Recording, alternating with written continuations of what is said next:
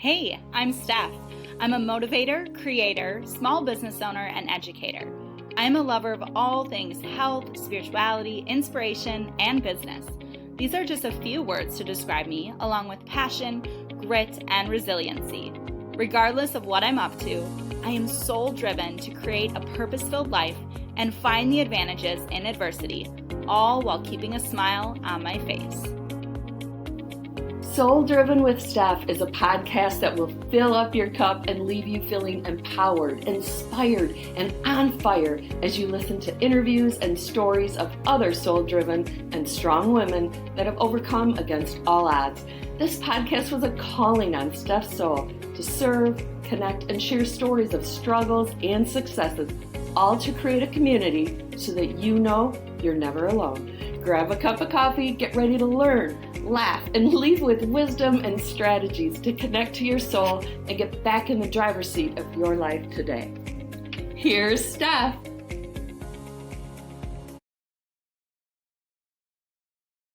Welcome back to another episode of Soul Driven with Steph. I am super excited about our guest today. She is just moving and grooving and inspiring so many people out there in the world, in business, and in life. So please welcome to the podcast, Sarah Fecht. Good morning. Thank you, Stephanie. I'm so excited to get to connect with you today and dive a little deeper into some topics of interest. Yeah, well, let's start with kind of the main topic that we both have a common love for, and that is leadership. So take us through your origin story, like kind of your backstory of what got you interested and in love with the topic of leadership. Yeah, absolutely.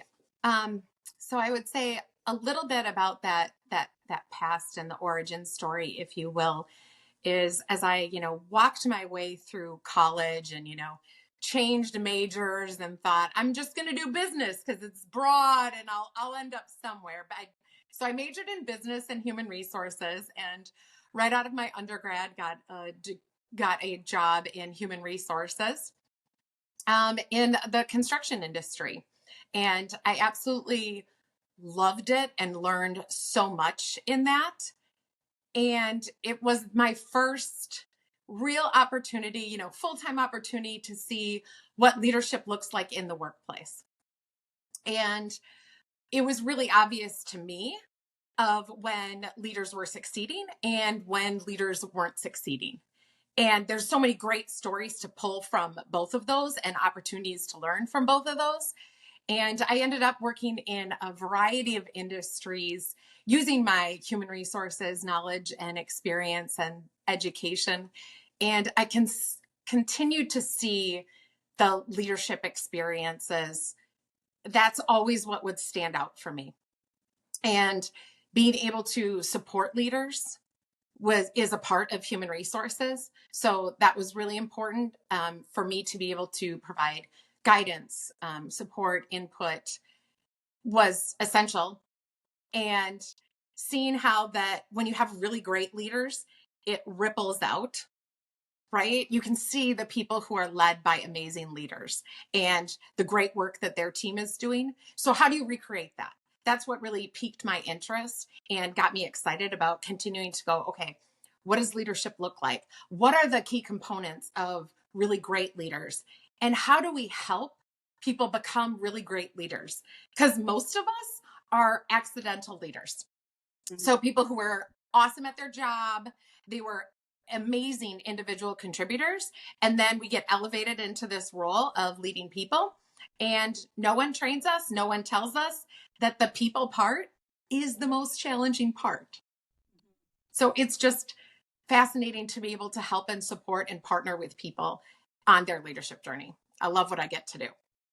Yeah, absolutely. So what really inspired you to start public speaking on leadership and making this, your full-time business? What did that transition look like? Take us through that evolution. Yeah. So I spent about 20 years leading human resources in a variety of industries, and that leadership component sat heavy on my heart. and how to grow great leaders and how to be able to impact more organizations than just the organization that I was serving at that time.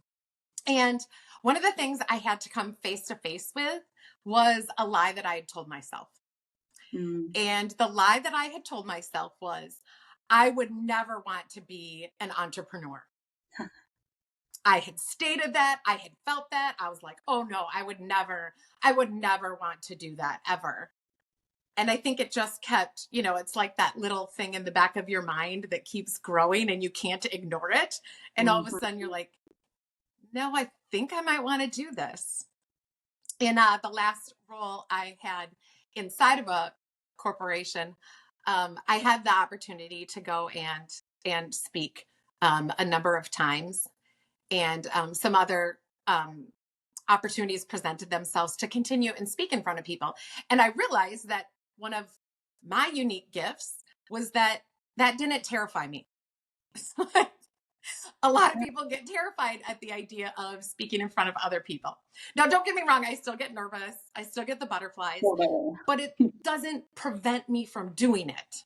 Yes. I thought, oh, okay, right? Each of us are here to figure out what our gifts are and figure out how we can best utilize them.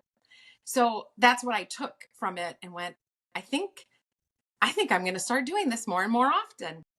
And so it grew into figuring out, okay, how do I continue to serve the community that I live in and continue to grow great leaders? So creating Best Self Leadership allows me to provide one-on-one individual coaching to leaders. I also do leadership training for departments, teams, organizations, and keynote speaking for them. And so it allows me to serve in a wide variety of areas, touching a variety of industries. Yes, I love it. Well, and I think you nailed it by just saying, like, taking something that most people are afraid to do, but realizing that you actually really love doing it. Yeah. And taking that strength and running with it. I think so often we maybe question our ability to public speak or to open a business or run a business or do all the things. And it's not to say you didn't have those fears in the back of your mind, like you said, about running a business and how you thought you'd never want to do that. But eventually they get loud enough where we have to confront them and really see what's possible with them. I love the name of your business, Best Self Leadership. So tell us, what does that mean to you? You can't be something that you're not, right? And all I think that we can ask of ourselves and each other is just bring your best self, right? Like if you can show up as your best self, then you're going to be able to walk away knowing, you know what, I've tried my best. I did my best. I gave it my all. And that's all I can ask of both myself and the other people, right, that I'm working with and that I'm meeting with. So it was really important to me to really focus in and provide the opportunity to figure out, so what is our best self? What does that look like as a leader and, a person in a family unit, a organizational unit, a community unit? And if we're able to define that and put some intentionality behind it, then, truly the sky's the limit, because we know, you know what, I'm going to come and I'm going to show up as my best self. So that's kind of what, got me to the name, right? And figuring out like, okay, what are we going to name it? What should we call it? Yeah. I love that. Well, and let's talk about, what creates a strong leader, because we've maybe thought or been told that leaders are born. And I'm sure you agree that, we can become a leader even if we don't feel like we were a quote unquote born leader. Leadership is a skill that is learned and practiced, and we can't get better at it unless we actually get in the game and do the thing, right? And actually try to lead. And whether that's, just leading our family, leading our clients, leading our team, or our, group at work, or maybe it's a book club, whatever it is, I really want people to see leadership through the lens of even just leading myself well so that Yes. I can show up as my best self, right? Like you were saying. So what are maybe some tangible tips that you would give for someone to not only grow their confidence in their leadership skills and abilities, but ways to just practice becoming a better leader in everyday life? Awesome. There are so many to pick from. And what's cool is that, right, you showing up as your best self looks different than how I show up as my best self. So as I contemplated this question and think about, okay, so what are three things that I think all really great leaders have? I came up with three C's, if you will. And Love I'll it. explain what I see as the three C's. And the first one is curiosity. Mm, So curiosity, I think, is a foundational gift and choice that great leaders make each day. And that can look like coming in and not assessing the situation immediately when we, see a situation happen with our eyes, or we hear about something that's happened, right? We hear about something that maybe didn't go well, and we start asking questions, like honing in on that being our natural response when situations start. Or we're in a meeting and somebody says something that we don't necessarily agree with. Maybe we don't think it's the right decision. How do we approach that in a place that creates safety for everybody in the room, right? Where we're not attacking the idea, we're not belittling the person saying, that's a dumb idea, it's never going to work. Or mm-hmm. the worst, right? Well, this is the way we've always done it. So, nope, we're Yeah. not going to change. But instead, coming from curiosity, which means asking questions, right? Diving deeper. And I believe that curiosity is the foundation that all great leaders have and continue to grow, right? So Mm-hmm. it also allows us as leaders to be growth minded, and that we never get too complacent that we're like, nope, this is how we do things. We Yes. continue to remain curious and looking at, okay, so for example, right, hot topic right now being AI. Okay, so Mm-hmm. AI can be scary. Yeah, absolutely. There's some really bad things that could travel down if you're looking at AI.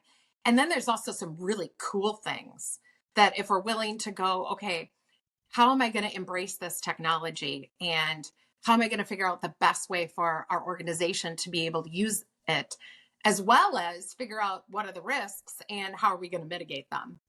Mm-hmm. So curiosity being the first one. The second one being consistency. So consistency in an effective, great leader looks like showing up consistently for both themselves. You got to show up for yourself first, as well as for your team. So how do I make sure that I'm someone who is consistent in that, I'm not allowing my moods to go up and down. I'm not getting too high or getting too low. How do I show up with that consistency so that I am creating that environment that the team is comfortable, willing to approach me? Because I don't believe that there's any like one genius in a team. Like Mm-hmm. the genius comes when we're all able to pool ideas and figure out the best decision based on the information we have today.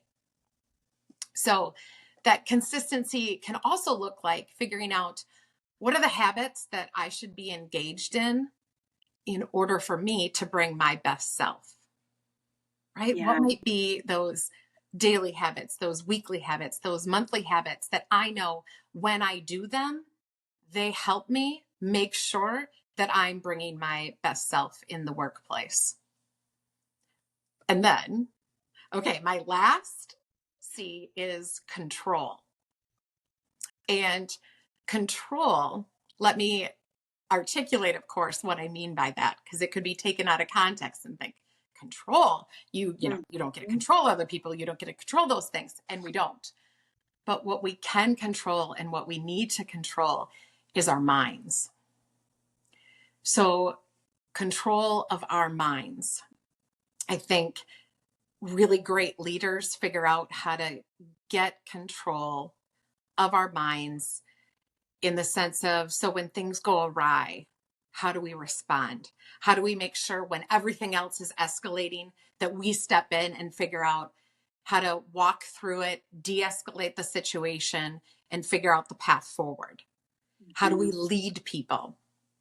And it starts with what's in our minds and how are we making sure that we're not letting, one single piece of information or one feeling that we have in the moment of excitement take us down a path that we're not going to feel good about when we reflect on it later. So, yeah. So good. I love it. I can completely resonate with all three of these, as just thinking of the people that, I look to in their leadership, traits that I want to possess as a leader. And I absolutely agree, like curiosity and just being able to take on problems and solutions and from a curious lens of, well, let's try this, or what if this happened, and welcoming in those ideas. I'm just breaking these down because they're so good. Consistency is one of my biggest things that I try to do for myself and also show up for other people.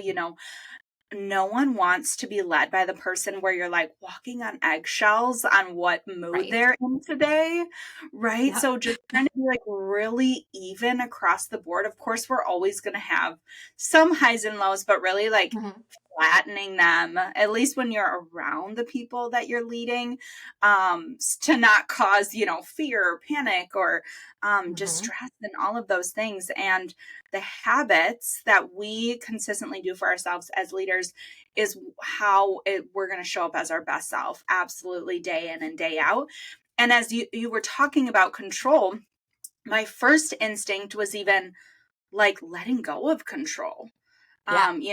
Just being able to control the controllables, like I say, what is within my realm of control, which is typically my own thoughts and actions, and everything else is outside of that. And then I think really great leaders are the opposite of control freaks. They're actually the people that are willing to say, this isn't my area of genius, or you should take this on, or I trust you to make this the best, possible whatever outcome, because you can do this better than me. So I think it's like that, when we think of the word control with a leader, we think, oh yeah, micromanager. But it's really the opposite. It's being able to delegate and trust and build that mutual respect among the people you're leading, that you're not going to hover over their shoulder to make sure it's done exactly how you want to do it. You're going to trust that, they're going to carry it out to the best of their abilities. So I just really love these 3 C's. So good, Sarah. Tell us, what are some of your daily consistent habits to show up as your best self and a leader in your life? Yeah, great question. So some of the things that I consistently do is I completely believe in, the physical, the mental, the wellness, the spiritual, all of those different areas of life, ideally, right, are performing on all cylinders. So how am I addressing those things? So the physical piece, it's really important to me to do a workout every day. And it can look like a 30-minute walk with my dog. It could look like I love my Peloton bike, or a strength building exercise. So something that allows my body to do something that is challenging for it, right? Maybe the walk isn't as nearly challenging, but you know what? It's easy to get busy with something else. It's easy to be nope, I don't have time for this. So that's one of the things. But it's also these small things too. My bed has to be made every day. Now, we have a rule in our house that it's the last one out of bed that has to make the bed, generally speaking. So normally it's my husband that makes the bed, because I'm an early bird and he's a night owl. But if it's not made, I make it in the morning. It's those certain things that you just want in place. So I know that I like things to be organized. So for example, my best days, when I'm bringing my best self, I have a task list. I have my goals of that day written down in front of me. I may have created them the night before, I may have created them the morning of, but I know exactly what my goals are to accomplish that day. That's one of the habits that I really like and I know is really effective and important to me. Another one, though, is also I have what I like to call a happy lamp. I don't know if you're familiar with these at all, Yeah. but they provide this vitamin D, right? So I might be able to get outside, but it doesn't matter. I usually almost always start my day when I, log in at whatever time I'm logging in the morning, whether it be 6:30 or 7:30, I'm turning on that lamp because I know that it provides some benefit to me as well. I have a daily devotional that I love to just read, take a moment and reflect on to kind of position myself for the day and know for me at least that, hey, I'm not doing this alone. I've got a support system and I'm going to figure it out because most things are figure outable. Yes, I love it. Thank you for sharing those. And I truly find that every person I know who I feel is a great leader in their life has a holistic approach to how they show up as their best self. It's physical, getting the movement in, the exercise, taking care of your body. It's like checking off that first hard thing of the day, and then you can do hard things the rest of the day if you need to. Yeah. The mindset, the mental, even just turning on your happy lamp or getting outside. And then the spiritual, like I really think that having some sort of connection to a higher power or just connecting back to yourself even allows us to step into our day with so much more just empowerment. Like you said, knowing that we're not all doing it ourselves. We have this higher power of support. So I love those. You kind of mentioned it earlier, and I think it's very true for small business owners who start as a solopreneur because they're really good at what they do, or they love, their clients, or they have this passion for a product. Never intentionally start a business to become a leader or quote unquote boss, right? So we kind of stumble our way into it. All of a sudden we're maybe leading clients or community, and then eventually hiring, and then we have a team, and people are looking to us to tell them what to do and direct them and lead them well through all kinds of changes and, problem solving in the day-to-day of the business. So for those small business owners who are listening, how can they work to become a better leader for their clients or their team as they continue to up level and grow? Awesome. Know that even though it feels like we're alone at times, we're not alone.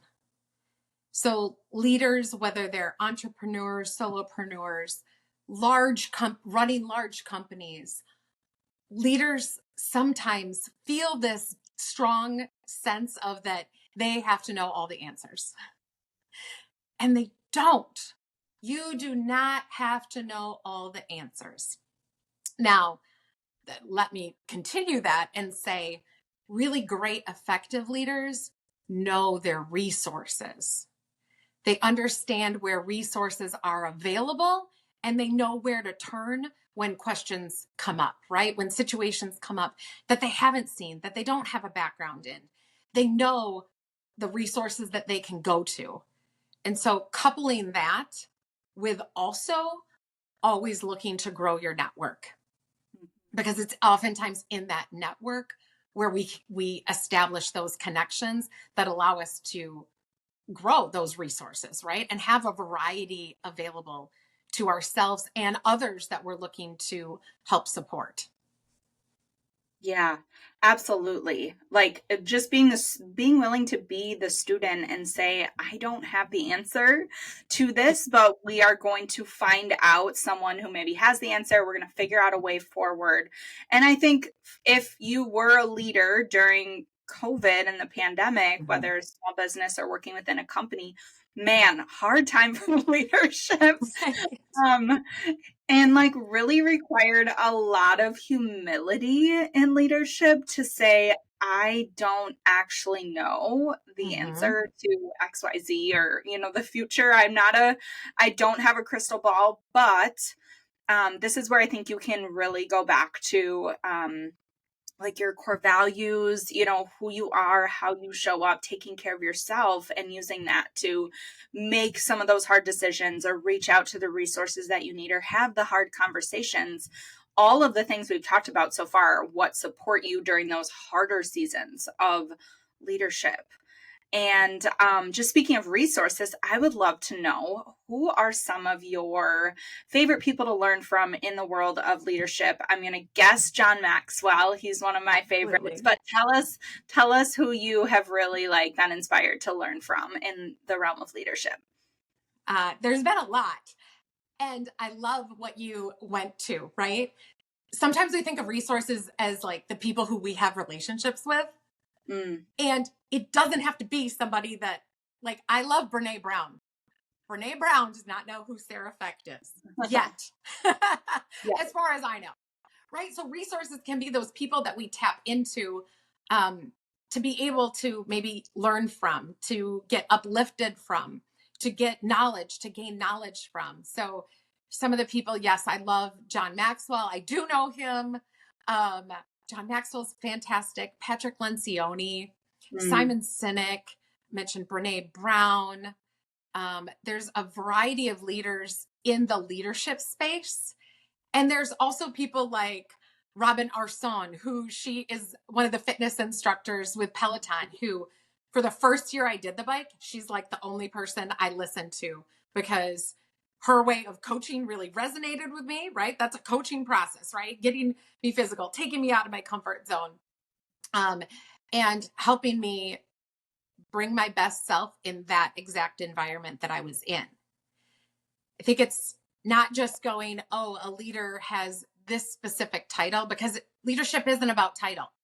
Leadership is all about influence, and every single person influences other people. So how do I make sure? I mean, my mother is somebody who I look to on a regular basis to provide guidance and insights. I jokingly often say, like, my husband is somebody who, if I want to know how somebody thinks the opposite of me, I bring it to him. I bring the situation to him. And what it does, though, is it allows me to see that other perspective, right? Like, sometimes I can see something so clearly and think, like, this is the obvious answer. This is the obvious thing. And so it's good to have those people who can bounce something off of you and hit it in a different way, so that you can then better articulate and lead others because you understand the different examples. Susan Cain is another one who, she has a book called Quiet. That was, I think, her first book. She's written subsequent books, and it's all about the power of introverts. And I found that really eye-opening. You know, I'm not somebody who's known as quiet. That's not who I am. However, there's so many amazing leaders and people in our organizations who are introverted over extroverted. And too often we think that the loudest person in the room is right. So how do we as a leader go, I need to get all voices talking, communicating in this room, on this email, so that we can make the best decision? Because it's not about the folks with the loudest voice. And I could say that maybe in one of them, right? How do we get everybody's voice to feel heard and seen and valued? So that piece as well. Yeah, I love this. Like, pulling from all areas of our life, people we know, people we don't know, people in different areas. Like you mentioned, you know, leadership and fitness. If there's someone's class that you really resonate with, who they inspire you, maybe it's a leader in a company that you're just really inspired by how they take on challenges and how they show up. Maybe it's a leader within, you know, the educational realm, someone you've taken class from in college or whatever it is. There's so many different ways to pull in leadership and really like mentorship and being able to be a student to all of these people. I think you had said it perfectly, influence, right? I think it is a John Maxwell quote of leadership is influence, nothing more, nothing less, right? Yeah. And that can be good or bad, right? So we have to remember too, like as a leader, how are we influencing people? Are we influencing people in a positive way? Are we influencing people in a negative way, right? So we can all think of bad leaders too, bad leaders, Yep. bad bosses, bad leaders in history, all of those things. And so really focusing on, I think at the end of the day, when you are getting into bed or you're waking up in the morning, how do I want to influence people today? And even before we got on this call, you said, I'm really focusing on having a great day. That takes intentionality. And I really think that that's one of the biggest pieces of leadership and learning from leaders to become better is just intentionality behind it. So I love this conversation about leadership. Sarah, let's get into having you tell us a little bit more about you with a challenge that you've been faced with, whether recently or not, something you've overcome and how you had to show up as your best self in that situation. Thanks. So one of the things that I've just always had in the back of my head since very early on in my career was that as long as I'm providing value, there will be a job for me. And I saw that as a great part of, what was in my own mind, right? Because it allowed me to take more chances. It allowed me to look at other opportunities that presented themselves throughout my career and not be scared to take the challenge. Because I thought, you know what? What's the worst that could happen if I end up moving to a different job, moving to a different employer, and I don't like it? Okay, the worst case is, well, then I learn and I take that knowledge elsewhere, right? So I think that seeing that as long as I'm providing value, I will have a job. Starting off then as a solopreneur 5 years ago, that really resonated, and I had to hone in on that and lock it in on that, because there is a mental toughness piece that has to grow exponentially when all of a sudden you are completely, in many ways, relying on what you do or what you don't do, right? In a traditional, workplace, you have consistency, right? You have some consistency in expectations. You have consistency in the hours that you're working. You have a consistency in a paycheck.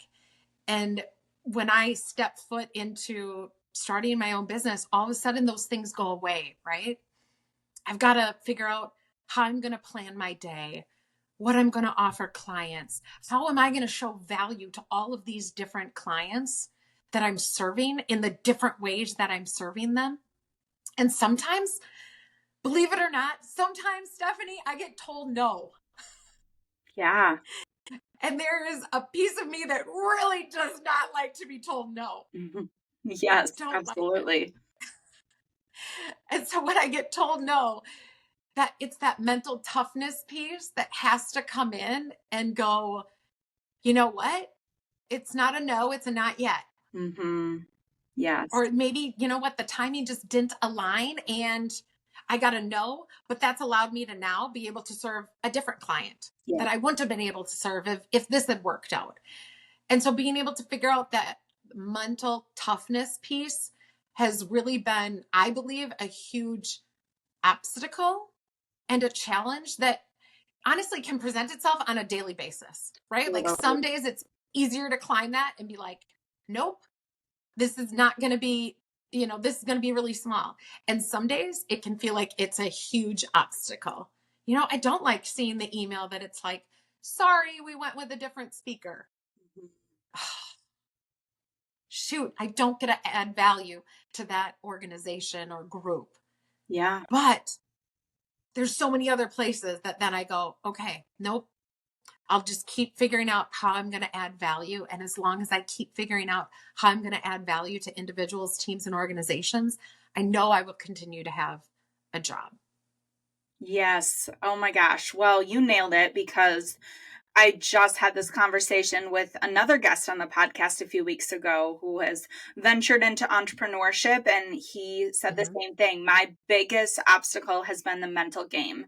And Yeah. I know, because I experienced that, obviously have experienced that myself, and I see it every day with small business owners. And, it just challenges you in a whole new way. Yeah. To show up differently. And that's why I think being able to focus on your best self every single day is the key to overcoming a lot of these challenges in entrepreneurship. Because we are all going to hear no at some point. And we're all going to have to keep moving forward when we hear that no. And I think and I know it gets easier, and we build this kind of exterior shell around ourselves to not let some of those negative experiences, hinder us from putting ourselves out there again, or, trying to show up with a new energy after maybe a really hard day, and just knowing that that is part of it. And that's why no one takes this path to have an easy road or experience. It might look that way, I think, sometimes on social media, but it really is a path less traveled because it is so hard. And it's not always hard in the way that we think it's going to be. It's honestly mostly mental. Yeah, absolutely. 100%. Well, what excites you about business or life? Like, what do you see on the horizon for you? You've been an entrepreneur for years now. What is exciting you? This is the fun part. There's so many things. Okay. These are things that I have not spoken into existence publicly yet. So hey, here they are on the podcast. I love it. If there's anybody that I trust and just love and adore, it's you, Stephanie. So Aw, thank you. Speaking it into Let's existence speak it. today. Yes. So one of them is regarding mental toughness. I am seriously considering doing the 75 hard challenge. Okay. And I'm not sure if you're familiar. Yeah. Yes. Yeah. A little bit about it. Okay. So it's essentially like this. It is a mental toughness challenge, and it's all about, doing these consistent habits, 5 habits every day for 75 days. And it is a challenge, right? It's not easy. No. But that is one that personally, I think that I really want to tackle that. I've had different seasons of life where I've been, have had, really strong mental toughness, and then seasons of life that challenge that, right? So how do you continue to grow and develop that piece, right? How do you endure? How do you build your endurance? You endure. Yes. Like, that's how you get there. Exactly. That's one of them. And something else that's been on my heart for a long time, and one of those things brewing in the back of my mind has been to author a book. I knew you were going to say that. I love it. Yes, I was hoping you would say that. Awesome. So that has been partly, it's been brewing for a number of years now. And I was like, okay, I just need to get behind it and start. Yes. Right? Start and take that baby step. And I have, right? I've got notes here, notes there, ideas here, ideas there. And one of the cool pieces, I think I mentioned, my mom is somebody that I look up to and whose advice I value. And one of the cool things that I think is worth sharing, at the age of 79, so this is just last year, she got published in a magazine called Our Wisconsin. And she talks about growing up on a turkey farm and how her dad went from turkey farming to harness racing. And it's this great article that she wrote and got published. And I'm like, she did this at 79, not because she had to, not because, she had to become this published author, but it was a story that she's passionate about and that she's proud of, and she wanted to share it. And I thought, cool. I just keep this at my desk as like, this is that one more thing that's making me go, yep, I'm going to get there too. Right. Yes. I want to be like my mom in that way too. I love it. That is so exciting. Personal, business, a little bit of both. Super fun. Well, I am happy to be your accountability for this book because that is also something I've always said I'm going to do. So yes, we can be accountability partners because I'm someone that's like, okay, like stop talking about it and just do it. Like there's never going to be a perfect time. You're never going to be quote unquote ready. There's always going to be, better versions that you can create, but just create the best version right now that you have and put it in the world because like if you're like us where we're about creating value and serving people, then we just have to show up where we're at. Like we have to take the advice that we give everyone else to just be our best self and give what we have to give right now. Of course, we're always going to have more information and more learnings to share in the future. But if we don't do the thing right now, then we're missing out. We're kind of losing that piece of just being real and authentic and giving the value that we have right now. And what we have right now is more than enough to give, right? So I love it. One of my favorite questions to ask is, what are you most proud of about yourself? Such a hard question, I think, because, Patrick Lencioni, I mentioned, right? He talks about the ideal team player, and it's someone who's smart, humble, and hungry. And so when you go, oh, what are you so proud of? That I'm like, oh, I'm not being humble then, right? And it's not about being humble doesn't mean that we don't think about ourselves, right? It's that we think about ourselves less, right? Or it's not that we think less about ourselves, right? We think about ourselves less. Yeah. So thinking of that and just thinking about what I'm proud of, I believe that I'm figuring out and working hard at reaching what success looks like for Sarah Fecht. So success, I think, is something that we can look and say it's, there's this certain picture that we have because, the world creates that for us. Social media creates that for us of what they think, success should be. But I've challenged myself to go, okay, what is success for Sarah Fecht in this season of life that I'm in? Because we go through different seasons of life, right? And part of success for me is being able to be there for my kids' events, being able to pour into the community that I live in. Like that is a lot about, the work that I do. I very intentionally try to keep it local because it's a win-win in both of those areas, right? Yeah. I get to pour into the community where I live, where my family lives, where so many people that I love and adore live. And also that oftentimes means that I can also be there to help raise my 4 kids at home so that they see me as a very involved parent in their lives and, their forever taxi driver. Yes. So yes, I think that is the thing that I'm most proud of is not getting pigeonholed by what the world might define as success and figuring out what success is for me. Yeah, that is huge. And I love and appreciate that about you. And that's just something that I feel really strongly about too. That is a core value of even Small Business Sister Circle is helping entrepreneurs find success on their own terms. There's no one way. There's no cookie cutter. There's no, this is the only version of success. Everyone has their own version of success, and having the courage to acknowledge that and create that for yourself is huge, especially against all of the societal norms of, XYZ. This is how you, find success in your life, to just say, well, actually that doesn't work for me. So I love that. The thing that I believe drives my soul the most is helping people that anybody that I get to interact with during the day, helping them know that they are seen and that they are supported.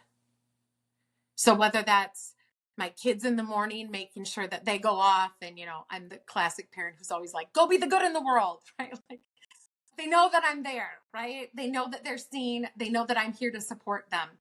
Then, the individuals that I do one-on-one leadership coaching with, making sure that they know that they're seen and that they're supported by me. If I can be that person in their lives, because they might not be getting it anywhere else in their life where they feel seen and supported.